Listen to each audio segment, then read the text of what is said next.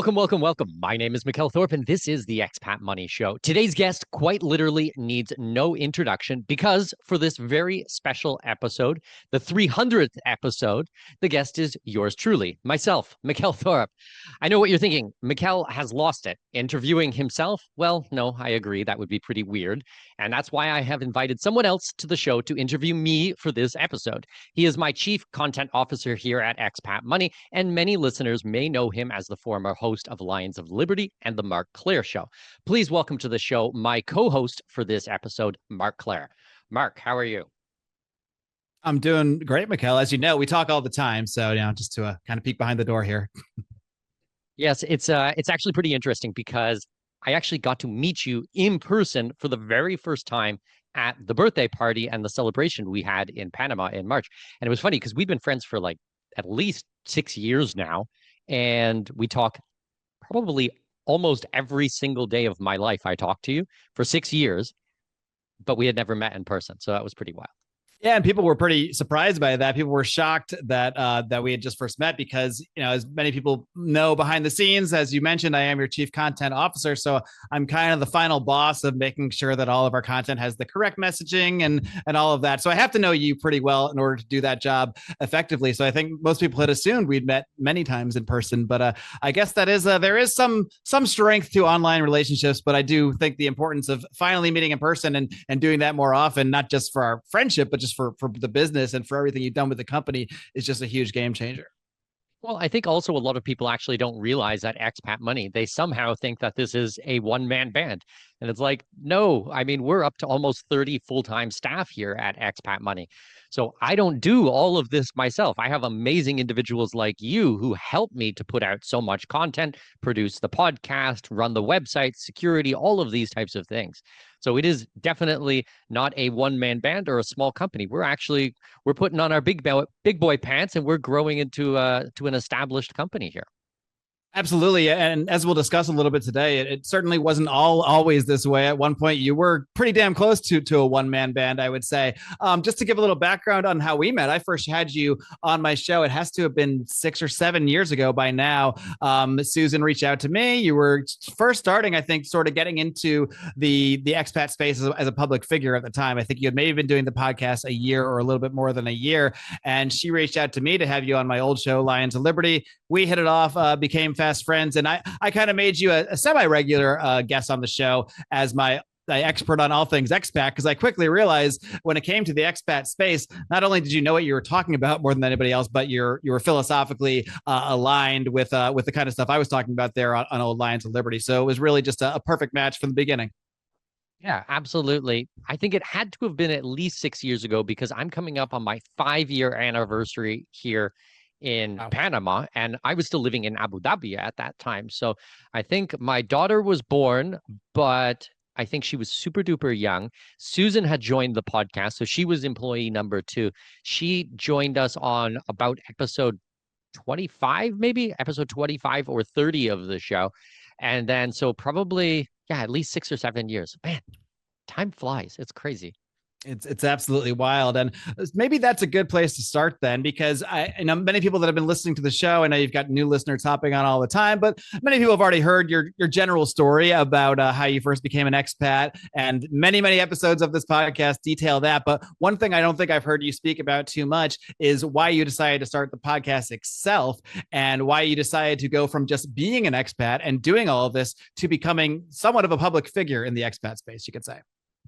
Sure. So, I mean, you kind of have to understand the background. So, I'm not going to go through my childhood and dropping out of school and all of those types of things. I've talked about that many times on many programs. But what I often don't talk about is that interim period from when I left Canada when I was 17 until today. So you could basically break it into 3 segments of my life. So the first, say, 7 or 8 years was just working any odd job that I could to get money so that I could travel. I was obsessed with travel and I just loved it. Now, at that time, I was testing out things. I was getting bank accounts, opening companies, doing different tax strategies. That was just me playing around with this stuff. Now, this is kind of the era between, say, 2000 and I don't know, maybe 2007 or something like that. Okay. And then I got really into personal finance and investing, and I started actually trading in a professional level, not at an institutional level, but in a professional level, in that I was generating an income from these types of trading. So I was doing derivatives and option tradings and things like that. And I actually did that for about 7 or 8 years, and I made a lot of money, and then I lost a lot of money. And I kind of went through this cycle several times. But eventually I decided I wanted to get into entrepreneurship. So that's what I did. I kind of started, coaching and learning entrepreneurship at the very beginning, but then finally sat down with a piece of paper and a pen and kind of listed out all of the things that I'm good at and all of the things I'm passionate about. So the things I was good at was, traveling overseas, living overseas, integrating into different countries, all of the taxes, the immigration, things like this. And then the stuff that I was passionate about that time was the investing aspect of it, all of the financial aspect. So I literally just sandwiched the two of them together and created Expat Money. And we're coming up on 8 years now doing this. So the podcast has been airing for about 8 years, and then we've been doing other stuff even longer than that. So it's a 25-year journey in this space, but probably 8 years specifically of the podcast and deciding that I wanted to get out there and get my name out there, which is also and has been an excellent opportunity for me for not just growing the business, but also from the networking. And actually, what I've found with content creation, and you've probably seen this yourself, if you have to create content about something, you need to spend 10 times that amount of time on the back end studying it. So actually, by teaching it, I learn it way more. So, Mm-hmm. it's 8 years of studying these types of things and interviewing people and networking with people in this space. That has really added to the 25 years of overall experience. Does that make sense? Absolutely. Yeah. I mean, there's your experience pre-podcast that made you an authority in order to have that podcast in the first place. But I've certainly found the same thing. I mean, look where I am right now. The connections that you make through podcasting and the people that I've gotten to meet, not just you, but I mean, I've sat at lunch with Tom Woods. I've gotten to shake Ron Paul's hand. I mean, all these people that I looked up to that I saw as the experts, you quickly realize that all that really separates you from the experts is the amount of time and the amount of time and experience that you've had, that they have had, that you're sort of gleaning from. So the podcast for you, I think it's just been a natural extension of that. On that note, before we dive too deep into the podcast itself, one thing that a lot of podcasters experience, especially because podcasting is a very different thing than any other kind of public speaking. But as far as I know, but in everything you discussed, you were traveling, you were doing entrepreneurship, but you were not a public speaker, as far as I know, prior to this. So did you have any sort of, obviously you had the experience to back it up, but did you have any sort of imposter syndrome or anything that sort of creeped in as you went to go start the podcast? Did you have that voice that said, can I really do this? Can I really be conducting these interviews? Can I really speak with authority on this subject? So doing the podcast itself, no, the podcast itself did not really make me nervous or anything like that. But I do remember at the beginning in public speaking in front of groups of people, I was super duper nervous at the very beginning. And I had listened to or read books about public speaking, and they're like, oh, that nervousness never goes away and it'll be with you forever and you just have to deal with it. But actually, I've not found that to be the case. Actually, like, let's call it 2 weeks ago, 3 weeks ago, I was back in Canada speaking at an event. There was about 250 people in the audience. I'm up 6 feet on stage, big cameras, lights in my face. I'm giving presentation after presentation. I didn't feel nervous whatsoever. No butterflies in my stomach. I felt strong and confident, and I knew what I was talking about. I really have done so much work on these types of things that I can talk intelligently about it.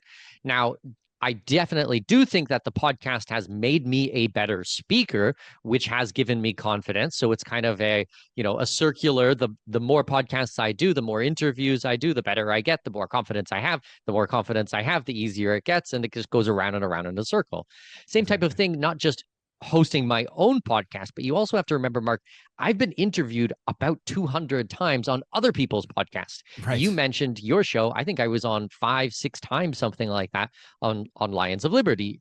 I've been on many podcasts in the libertarian space, travel space, finance space, investing, these types of things, multiple times, including really huge shows with hundreds of thousands of downloads.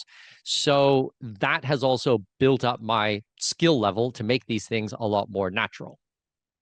It's funny too when you talk about public speaking and speaking in front of 250 people. To most people, to many people, myself included, that feels a little intimidating if you picture yourself in a room with 250 people and you're going to speak in front of them. But if you think about it, if you think about what you're doing here on the podcast, every single week, thousands of people are watching you and listening to you. You're just not seeing them right in front of you and seeing their real-time reactions. But really, doing a podcast is excellent preparation for this because you are developing that skill of speaking over and over and over. So eventually it does translate. Really, it should translate even better to the small room with technically less people. You're just happening to see them in front of you. Well, also think about things like the way that I speak, okay? Listen to the pitch, the cadence, the tempo, the tone of voice, the inflections, the vocabulary, all of these types of things. Podcasting trains you how to speak, which, by the way, is what I do for a living. My whole business, our whole business, based on consulting. I talk for a living. I literally talk, and that's what I get paid for. So I should be a very good, very good at speaking. I think that that's kind of a requirement, but it's one of those things that you can't assume that you are going to be good at the very beginning. I sucked at the beginning. I was absolutely terrible at the beginning, but through doing it for thousands upon thousands of hours, I've built up these skills. So 300 episodes of the podcast, if you go back to episode 2 or 5 or 10 or something like that, they're probably terrible. I won't even go back and listen to them, but I'm sure they're just shit. But now I think the show is not just pretty good. I think the show is excellent, actually. Like you and I were commenting this afternoon about the episode we just did on Expat News last Wednesday. And I was like, that turned out really well. I'm super happy with that. I think that's really quality content. So you kind of have to, and this is just a lesson for life. Anytime that you start anything, you are absolutely going to suck at the beginning. And that is a normal process of becoming average. And then after a little bit more, you will get above average, and then you will get decent, and then you will get okay. And eventually you're going to get quite good at something, but it doesn't happen naturally. It's not in my blood. It's not genetics or DNA or any of these types of things. It's just a lot of work. Well, there is a reason that most podcasts don't make it past 7 episodes, and that's because nearly everyone, there may be an exception or two that's just born a brilliant podcaster, but nearly everyone sucks in the beginning by nature. And you have to get through sucking really badly and therefore having a show that probably not a lot of people are listening to for some amount of time. And most people are simply not willing to see the long-term vision and to not see that reward right away. Because as you know, it is a very long build with a podcast, especially if you're trying to build up a quality, a quality audience, an audience that actually connects with you. Now, we could spend $1 million and increase the podcast numbers the next day to huge amounts. But will we have gotten the right people through that? Probably not. It's the consistency and the quality and the putting yourself out there over a long period of time, in this case 6-7 years, that actually develops the quality of audience that I think we both have striven to develop on this podcast. Well, and that also brings up another interesting point. And I asked you to ask me this, but I'm gonna jump the line with this one. A lot of people want to know why the newsletter doesn't come from expatmoney.com. This is because I actually already had an audience. I actually started the newsletter probably about 2 years before I started the podcast, but I just started it under my own name. So right now, if you guys are on the email newsletter, you probably get newsletter@mikhailthorup.com. It's not newsletter@expatmoney.com. So actually, when I launched the podcast, I had a small, very niche audience at the very, very beginning that I was able to email out to. So I didn't start episode 1 or episode 10 or 7 or whatever with 0 people listen to it. I started with a couple of hundred people listening to it. So I had already built up a little bit of a name for myself before I started Expat Money. But that's why when I say, I've been doing coaching and consulting for a decade, that's because I started these types of things before I started Expat Money. Does that make sense? Absolutely. Yeah. And I think that that's something important there because for a lot of people, they might think about the idea of starting a podcast or wanting to build an audience for something. And it doesn't just happen overnight. In this case, as you pointed out, you were sort of, maybe you weren't thinking of it this way at the time, but you were sort of building your podcast audience even prior to the podcast through the building of that email list. So just on that note, how did you first go about just the initial creating of that email list and finding that initial email audience? Because a lot of people might be listening and thinking, that'd be great. I could do an email newsletter. I could send a few emails a week, get my thoughts out there, but who's going to get it? How am I going to get people to get on that newsletter in the first place? So what was the beginning of that process like for you? Geez, that's a hard one to remember. I'm sure I must have just started with social media. Actually, I remember I started with a little bit of social media, and I don't think I got a lot of traction from that. I think most people think that social media is the way to go on these things. I have always been kind of anti-social media. That's why even if you look at our social media platforms right now, they're not huge by any stretch of the imagination, but that is only like 1% of our audience. Actually, the podcast itself is much, much bigger. Our email newsletter is very substantial. So we just never really put the time and effort into our social media that others did. I think that, do you remember that website called meetup.com? I used to do, yes. I went to Ron Paul meetups back in the day through that site. Nice. So I remember starting meetup groups back in the day and joining other people's meetups, talking about real estate and finance and insurance and all of these types of things. And I think I literally just started just grinding and just getting people one at a time by going to these types of events and then passing out business cards, which like used to be a thing. Wow. And just kind of getting people on there. And I think that's how I started it, like one person at a time to build this up. And I had to do that, you know, so many hours and so many events and lunches. So you and actually got email subscribers by handing them a business card in person? That's amazing. Yeah. That's it like, sounds really probably, old school. to the young kids listening right now, the 20-year-olds, the millennials or what have you, that probably sounds like the most insane thing in the world to them. Sure. But it works. You know, it works. I mean, it's maybe not the fastest way to do this, but that's what I had. And you also have to think 10, 11 years ago, a lot of these types of things were not documented. You know, podcasts have not really been around for all that long. So the techniques for building up an audience, you know, just weren't documented at that time. So I just kind of like trial and errored 1,001 things. So you built up that initial audience by slowly building up that newsletter. Again, whether it's a newsletter or a podcast, it really is that one at a time. Whether it's literally one at a time or not, it really is about getting that one true fan who actually connects with you and connects with your work over time. So you've been slowly building it up on the new newsletter. What were some of that for those first steps that you took? Because a lot of people just think start a podcast. The next day you show up on the microphone and you start a podcast. But for you, what were some of the steps that you had to take to even learn how to do a podcast in the first place? How did you put this together? Obviously, you didn't just wake up one day and turn on a microphone. I think I did actually just wake up one day and turn on did. a microphone. I think that I had ordered the Zoom H5 recorder, plugged in a microphone, and then I had a friend who was also into entrepreneurship, and we sat in my living room and recorded an interview, which was horrible. Like it was really, really bad. And I think I just, you know, just dove in and just week by week by week, just tried to figure things out and just get a little bit better every single time. I don't really remember much more details than that. Like I said, this is 8 years ago, and my entire life has changed in that period of time. So the early days are a little bit fuzzy, but I don't think that there was any secret sauce or magic to it. I think I just did it, you know?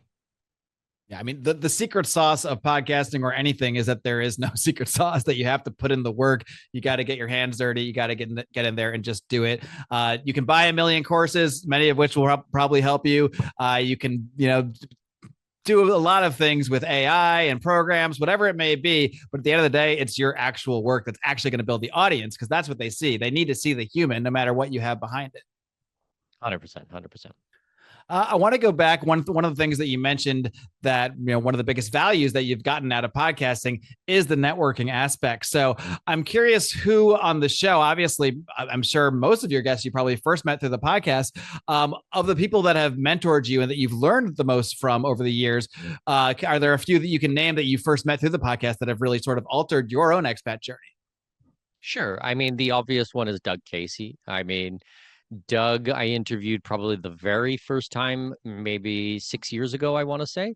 And I already knew his work. I had already read his books. He's a legend in his own right. Um, but then have interviewed him multiple times. He's now appeared at my summit. This will be the fourth year. By the way, if you guys go to expatmoneysummit.com, we've just announced the dates for this year's summit, so you can get tickets to that. Doug will be speaking again. I spent time with him at conferences. We've smoked cigars together. I've been to his house. I talk to him on a weekly basis. We have a small men's group call that I talk to him regularly on. And he's just still such an absolutely brilliant mind, and just someone that I've definitely, been a fan of his work and gotten to know him so well over the last 6 years that it's a true blessing, and he's opened up a lot of doors and introduced me to tons and tons and tons of people. So having a mentor like him has been very valuable to me. And, I've tried to give back to him and try to help him with any of his work. I also do a lot of the consulting these days for International Man for his website. So all of International Man clients, they're all sent to me. I do all the consulting work for their clients, which has been a lot of work, but a lot of fun as well. They've got an amazing audience. So huge shout out to everybody at the International Man team. And has had Doug's work through International Man been a big influence on you prior to starting the podcast, prior to starting your own brand, just as you were going through your own expat journey?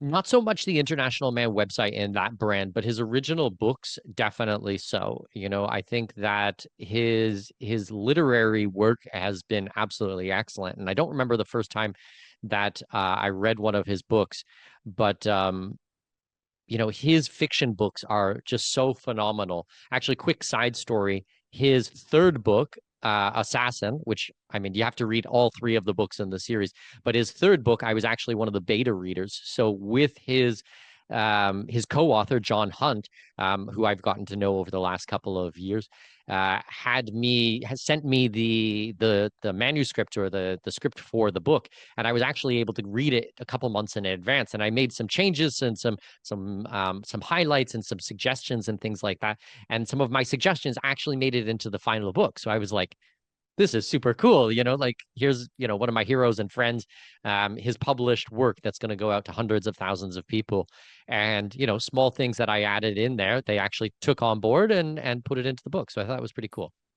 That's pretty next level. Not just getting to meet and interview a mentor of yours and someone you admire, but to actually help them with their projects and eventually have them bring you in to help them. That's got to be some really kind of I don't want to curse on your show, Mikkel, but mind F, if you will.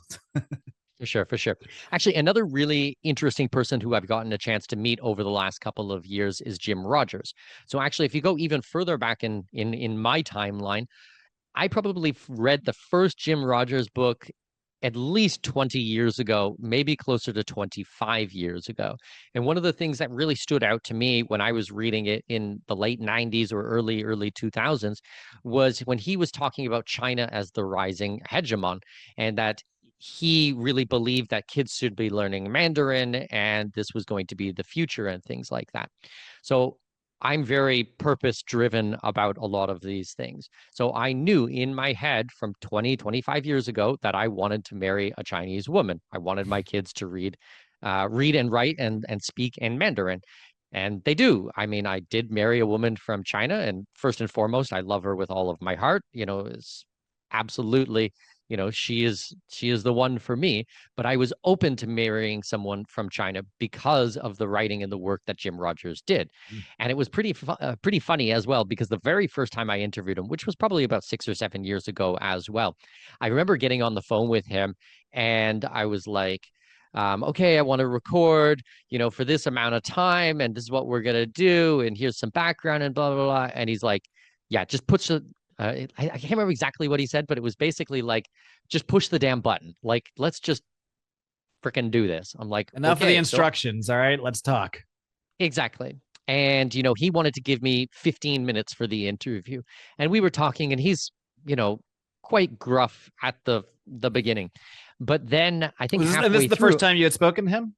very, very first time I had ever spoken to him. And he was like, he still is a huge personality. I mean, he's in his 70s. He's, you know, done a ton of work, New York Times bestselling author, amazing investor. And remember, I come from an investing background. So he was like one of my heroes.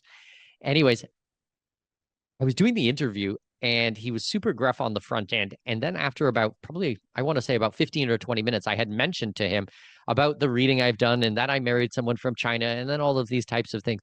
And his entire demeanor completely changed and he completely warmed up. And we ended up interviewing for at least an hour and went into things. And now I've interviewed him, you know, 4 or 5 times, something like that over the years. And it was just such a wild experience to have someone that influenced my life so much in the very early years. I made huge changes. I mean, the woman that I married, that idea of marrying someone from China was inspired by his work.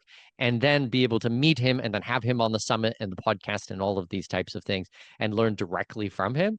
For me, that's been a super cool experience.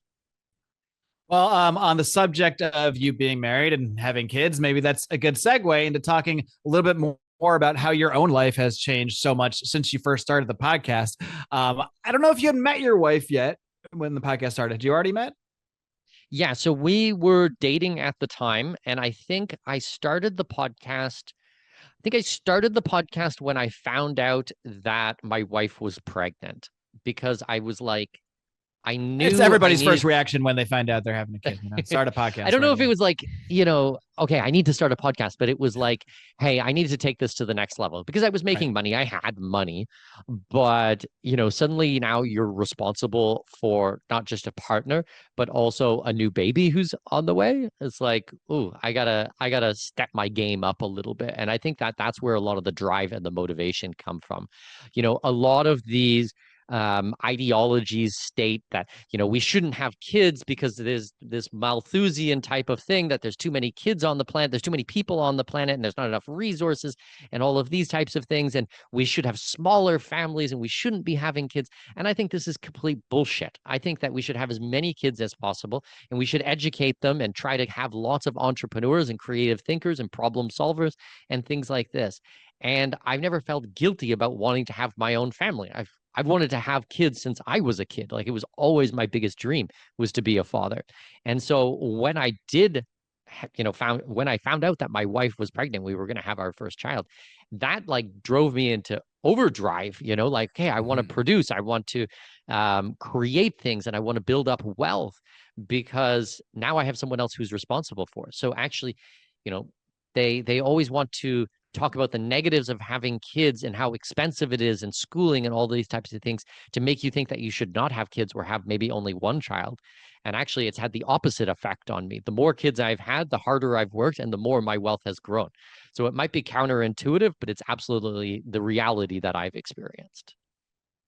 Well, there's really no greater motivator than just simple biology. I mean, it's the fact of the matter. I think when we all have that natural responsibility that is sort of built into our biology or your soul or whatever it is you may believe, it's not something we can really fight no matter. And by the way, I don't think the fact that you always wanted to have kids is unrelated to the fact that you dropped out of school at a very early age, because I think a reason I didn't want to have kids for a long time was because I was so propagandized into thinking that the world was so terrible and the climate is being destroyed.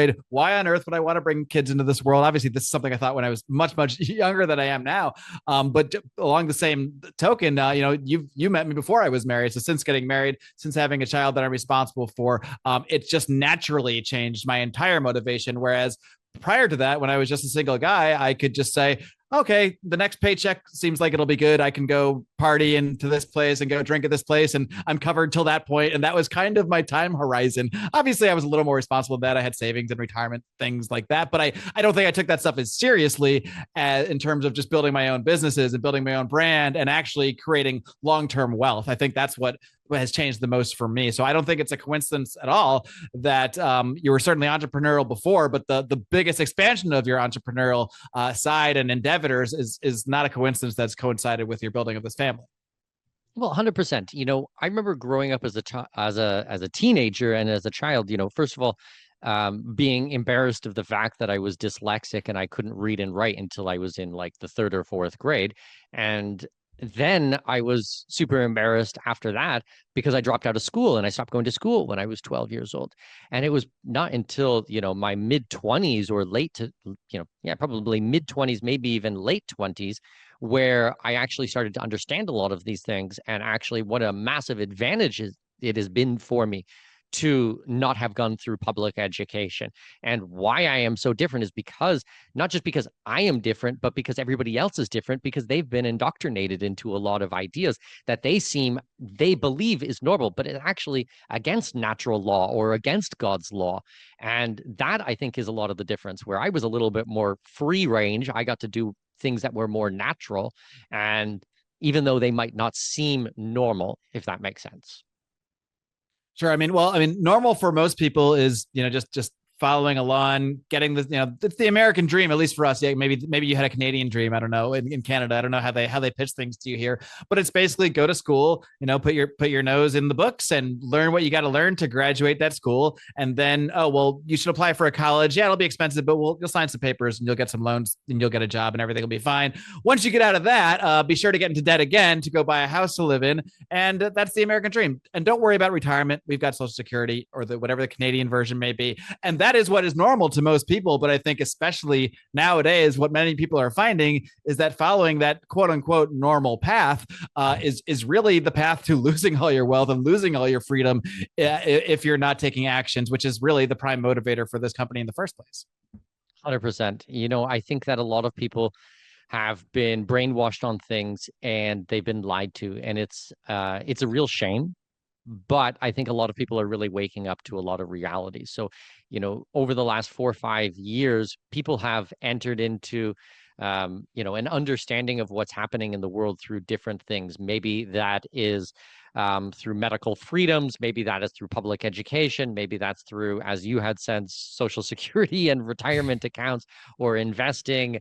All of these different things. They really realize that they've been lied to. And they're pissed about it. I mean, rightly so. Now, it's not that I wasn't lied to, but it's just that I kind of recognized at a very young age that these were lies. And then I removed myself from the situation so that I wasn't getting bombarded at the same level as my peers. Yes, there's still mainstream media and movies and propaganda all around us. But if you remove yourself from public education at 12 years old, you're really saving yourself, hours upon hours of a day for years on end of these types of things. So I just had to figure things out in different manners, which led me to a conclusion much sooner than anybody else. Yeah, and I think in many ways, Expat Money has served as an educational platform, not just about the expat life and the many steps that you might need to take. I think that's why you get into a lot of other areas like the Expat News episode you just did, or exploring, World War and the prospects of everything that's going on around the world, because this is the stuff you're not going to hear from mainstream institutions. You're not going to hear Fox News or MSNBC breaking down the best countries to move to if World War breaks out. So I think that is also a huge motivator for you here on the podcast. But a lot of people that have been following the podcast, especially people that have maybe just found it in the last few months or last year, they might not realize that this is more than just a podcast, that this is just one small part, I would say, of the overall business. So maybe you can dive more into everything else that surrounds Expat Money, all the different things that we do, because for me, yes, it's my job too, but it's also, I've realized how much of a community it truly is. And that's where the real value lies in the end. I mean, in the end of the day, you can find generic information about how to become an expat just about anywhere. But it's really the value of the community, especially, this has been my job for some time now, but I've been able to see how the community itself has grown, especially meeting people in person, coming down to Panama and meeting all the clients and realizing these are not just business partners and clients. They really are friends and family at this point. Yeah, absolutely. And a quick point on your generic information comment, because it is very, very true. You can go out there and you can find generic type of stuff that, people armchair level do this type of thing. But that's actually not what we do. I am still traveling around the world. Even after 25 years, I am still experimenting these things, going through the processes myself, as well as helping all of the private clients. We're documenting everything. We work with the local lawyers, the accountants, the service providers. So I don't do my research, or any of our people do the research by watching someone else's YouTube video. actually we are the trailblazers. We're the one who's driving a lot of these types of things. Now, we have seen imitators that have come out over the last couple of years who will repurpose our content and not even have the decency to credit where they get the information or give a shout out in it or say, we found this out at expatmoney.com. Like, I have seen blatant plagiarism on other people's sites, entire websites copying our type of stuff. We've actually had to sick our lawyers on cease and desist letters on competitors who are stealing and copywriting our original work because sometimes straight down to using the logo and everything, and almost, I mean, really blatant. Yeah. Well, there was one of them I remember that they copied and pasted everything so much so that it said, EMS Pulse for expat and expat hopefuls. Well, EMS Pulse is the name of the newsletter. They even forgot to change the name of the newsletter to their own thing. So we've seen tons of stuff like this. We've even seen very large competitors of ours who just repurpose our content, just rewrite it. But you can see it is absolutely the same thing, just in the same order, but they've just changed around a couple of the words or something like that. So I don't know if it's the owners of the company who are doing this or they've hired someone on their staff. But instead of going out to the lawyers or reading the laws or going through the Constitution, they just plagiarize our stuff, which, they say that, copying is the highest form of flattery. I don't find it very Imitation flattering. is the highest form of flattery, right? Yeah, there you go. I think it's but fraud definitely lazy. is not. Yeah, exactly. So, we're the originators on a lot of these types of things. Now, to your point on, what we do as a company, because as you mentioned, we're not just a podcast. I wouldn't need 30 full-time staff members if we were just a podcast. I'd need like one, that would be it. So, okay, some of the other things that we do, as we mentioned, we run the annual online summit, the expatmoneysummit.com. Now, last year we had about 8,000 attendees for the online event. I would expect us to hit probably 10,000, 11,000, 12,000 attendees this year. We have a huge lineup already, and we're just getting started. Like we're still going through and vetting all of the speakers. It's going to be the biggest event year. This will be our 4th time running the summit, so it's going to be absolutely massive. That is so much work to put together. I don't think people realize the hundreds of thousands of dollars that go into this and the thousands upon thousands of hours to organize it. So that's expatmoneysummit.com. And actually, for right now, you guys can get a free ticket to attend the event. So if you go check that out. What else do we do? Well, we do a blog. We run 3 times a week, a fully edited, published, well-researched piece of content, each one being between 1,500 and 2,500 words. That is a lot of published content. By the way, in context, you can probably see that most books are going to be around 60, 70,000 words. And we're doing, 7,000 words a week of published content. So that means basically every 10 weeks, we'd be putting out a new book. On the same vein of books, we put out Expat's Guide to Moving to Mexico. We put out Digital Nomad Visa book. We've got the original ones. We've got a new Expat's Guide on Moving to Panama coming out later this year. These are 400 or 500 page, in-depth books that we do from our publishing company. We do monthly webinars. So we have some webinars which are private and some which are public. We do probably a quarterly public webinar, but then on the back end, we've got a membership site. This is our membership site that people pay $2,000 a year to be a member. It's called The Hub. We're constantly doing new presentations on that. I'm bringing in, Swiss wealth managers or guys who do structuring and banking in the Caribbean or citizenships or how to do all of these types of things. That is only for Hub members and private clients. Also, we do the private consulting. That is my full-time, 8 hours a day, Monday to Friday type of gig where I consult with high net worth families who want to move to another country. And I am with them every step of the way. So I help design a comprehensive plan on the front end, which might take us 6, 7, 8 calls to go through. Then I build out a team of professionals that we need for the plan to come true. And then I'm with them with all of the paperwork, joining all of the calls with the lawyers and accountants and everything like that. Basically moving the ball downfield and quarterbacking the whole process. And this is our high ticket offer. This is the main consulting firm. We do investments. We're now starting to do our own investments where we're raising capital, syndicating deals. We've acquired, I think 5,000 acres of land overseas for timber projects. We're doing things like that. We do special reports. Mark, how long was our banking report? 130 pages, 140 pages? Something like that. Yeah. Yeah, 140 pages of well-researched content on bank accounts here in Panama. Took many That more took, hours than pages, that's for sure. yeah, I mean, that was a team of three people, 9, 10 months of working on that full time to produce that content. People would pay tens of thousands of dollars for a research report like that. We're turning out one every single month for our private clients and hub members. So there's just so much other things that we do.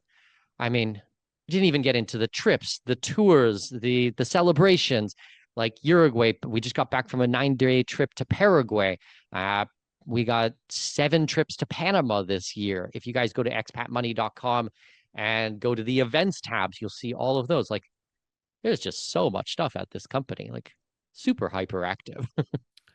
Yeah, and speaking of the in-person events, like as we mentioned earlier, I got to meet you finally in person for the first time when I came down for the tail end of the investors tour, stayed for the birthday party, had a great time, not just meeting you, but meeting all the clients. Because as someone who's worked with you for years, that was one aspect of the business. I knew you had clients, but I hadn't really interacted with them. So to actually meet the real people that you're helping and realize like, oh, these are actually people just like me. These are people that share the values that I have and are just trying to better their lives. And the same thing I've been trying to do for my family, they're trying to do for themselves and theirs. So really getting to see that in person is really a game changer. And not just for the company, but I think for all the people that can come down. Because as you've mentioned, the birthday party, you make that open to anyone who wants to come and sign up and can come on down. So maybe you can first speak a little bit more about next year, because we're going to have the party again. I think we're going to do things a little different that week. So maybe we could talk about what that's going to look like so people can at least circle that on their calendars next year. Because I'd love to meet more of the fine listeners and subscribers and everybody come down in Panama this year. Yeah, 100%. The clients in our community are the stars of the show. Absolutely. It's why I do all of this work. Our client base, Mark, they are the coolest people on planet Earth. Like, full stop, without question, like the most rad human beings ever. Like, if I think of Keith and Yvette, or Angela, or Peter and Marissa, or Mark and Hazel, who you interviewed, or Sophia, or any of these types of people who are clients who come to our events, these people are awesome. Brian and Chris, and like all my clients from the UK, from Australia, New Zealand, um, obviously tons and tons from Australia and Canada. We got my Norwegian client who just got back into town this week. Like, these people are my family. Like, I love them absolutely to death. I spend so much time with them. They've been, there for a lot of the important moments in my life since we moved here in Panama. Like, these are such excellent people. And it's so cool when we get to get everybody together for the annual celebration, because you get to meet so many new people. And the number one comment I get from people is like how refreshing it is to have like this shorthand, in conversation. They never have to censor themselves. They can just talk freely. The other person understands, immediately what they're talking about. And it's super cool to, go to one of these events, meet the people, but then watch the people interact with each other. And I can kind of just like step back at some points and just kind of like watch it all happen. And it's like, this is rad. This is like watching a nature program. Like, oh no, look, they just became friends together. Amazing. I know both of them. I made this happen in some way. Why don't you talk a little bit about how you're going to do the party and the event next year? Because I know we're going to change things up a little bit to how you've done them in past years. Okay. So the plan as of, episode 300 at this moment is things that can change. Next March, things can change. Next March 14th and 15th, I want to do the party. So what we will do is we're going to try doing a small, intimate conference on the 14th here in Panama City. We're going to invite in some of my partners. All my partners usually come to the events. They fly in from Andorra or from Asia or from South America or wherever it is. They always fly in for the event anyways. Let's, while we have everybody together, do a really cool one-day conference talking about, what's new and interesting in this space, what's working now. Then Then we'll all do dinner that night. I think it's on the 14th of, I think it's the Friday. And then the Saturday, we're all going to drive out to the beach, and then we'll do the huge birthday party and celebration. Now, for the record, personally, I don't really care about my birthday all that much. I use this as a massive excuse just to kind of get everybody together because I just think it's a great opportunity for everybody to meet. So that's why I do it. So we'll do the conference on the 14th, we'll do the celebration on the 15th, and everyone can stay over at the beach. And I've had people who have come multiple years in a row, so it's their one opportunity to get back in touch with people and foster those relationships. So stay tuned for that. But what I would say, if you're listening to this episode right now, is do a save the date. Go to your Apple calendars or Google calendars or whatever you use and block off at least the 14th and the 15th, maybe a day to fly in on the front end and a day or two on the back end to kind of relax or catch your flight out. But 14th and 15th March 2025, there's something is going to be happening then. Sure. And you're going to want, from my perspective, you're going to want to give yourself a few days on each end, especially if you've never been to Panama before. But if you're tight on time, at least try to get down there for the conference and the party and meet up with all this, because it really the face-to-face, the in-person value of the community building is the pretty much the highest level you can get to with all this. On that subject, Mikhail, as we wind down here with episode 300, the last thing I want to know, we talked a little bit about the future, the past, I should say. We talked about the past. We talked about how you started the podcast. We talked about the present. We talked about all the different things we're doing here with Expat Money. So, and frankly, even if we were not on the podcast, I'd probably want to ask you this question as one of your employees. What does the future of Expat Money hold? Where do you see all this going in the next 5 years? So the things that I really want to do more of is the investment side of things. Yes, I love all of the immigration. It is one of my passions. I want to start. I don't want to do as much entrepreneurship stuff as I used to do. I want to do more investing type of things, but not stock market investing or financial advice. I want to create more of my own deals. I want to start building our own apartment complexes. I'm working with Patrick at veritaspanama.com, where we're doing off-grid communities. These are gated communities. I'm working with the guys at Tipolis to do free private cities or charter cities or international cities. I want to do a lot more of this type of work because I think that those are things that I can add an immense amount of value for, are super unique, and are really securing people's freedoms. So I think that you guys will see on the newsletter, which make sure that you go and subscribe at expatmoney.com, and on the podcast, wherever you're listening to today's episode, make sure you subscribe on there. You're going to be seeing more and more investment type of things, but not investment stuff that you will find anywhere else on planet Earth. This will all be private structuring of deals, off-market deals, things that you can't hear about or find or even see anywhere else on the internet or in real life. So it's really curated, interesting things with the focus on internationalization. So it's going to be this crossroads of investing and internationalization, not hot stock tips or some Facebook app or something like that, like tangible things that are going to be there, things that you can smell and touch and feel and taste, and wealth preservation, but hopefully with really healthy returns on all of this. So it's the stuff that I'm super passionate about. I'm spending 10, 12 hours a day working with clients on it. If you guys want to become a private client, go to expatmoney.com, top right-hand corner of the website. You're going to see a big orange button that says work with us. We are taking on new private clients at the moment. We have said no to a lot of people recently, but we're opening the doors slowly again. So if you guys want help with these things, you want to hear about the deals first and foremost before anybody else, and really exclusive things that won't go out on the free newsletter, then make sure you fill out the application to work with me. And one thing just to point out, I think from my end, something I didn't even really fully realize till I came down to Panama and started meeting some of the people you've been working with for years. Like, yeah, if someone hires you as a consultant, they have a contract for a certain length of time or whatnot. But in reality, no one ever kind of stops being your client and your friend. And that's what I really saw in person, meeting people in Panama. And when you talk about everything you're going to be doing down the road, anybody that becomes a client, you have clients that you worked with 7 years ago when you were charging much, much less money. Let's be honest. They still have access to all these same deals that you're putting together and everything that you do put together in the future. So that's just something to keep in mind for anybody that doesn't get involved with our community. You pretty much never get cut off.